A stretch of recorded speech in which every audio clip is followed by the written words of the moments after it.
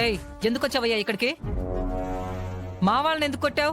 నీ అవినీతికి అరాచకాలకి ఆగడాలకి అడ్డుకట్ట వేస్తుందని ఒక అమ్మాయిని నువ్వేం చేసావు చెప్పు.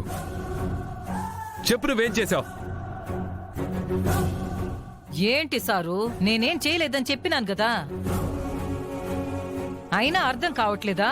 మర్యాదగా చెప్తావా లేదా?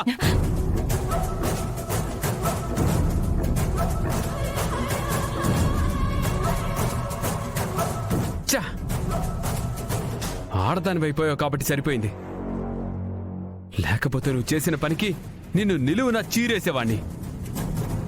అక్కడ పసిపిల్లాడి ఆక్రందనలో నీకు అర్థమవుతున్నాయా? నువ్వసలు ఆడదానివేనా? నువ్వసలు మనిషివేనా? డబ్బు కోసం, నీ పంతం కోసం, నీ ఆధిపత్యం కోసం ఒక ఆడబిడ్డ నీ పొట్టను పెట్టుకోవాలని నీకసలు ఎలా అనిపించింది?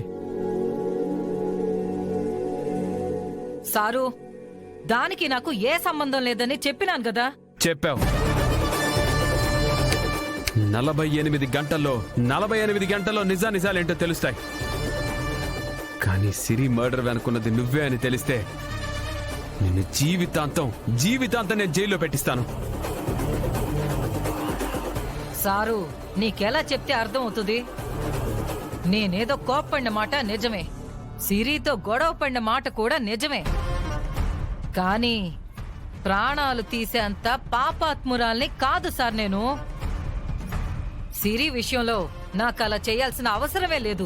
నీకు తప్పించి ఆ సిరిని అడ్డు తొలగించుకోవాల్సిన అవసరం ఎవరికుంది? ఏమో సారు, నేను కాకుండా ఆ అమ్మాయికి ఇంకెంతమంది శత్రువులు ఉన్నారో ఏంటో. మీరందరూ నా ఎంట పడుతున్నారేంటి? తనకిక్కడెవరూ శత్రువులు లేరు.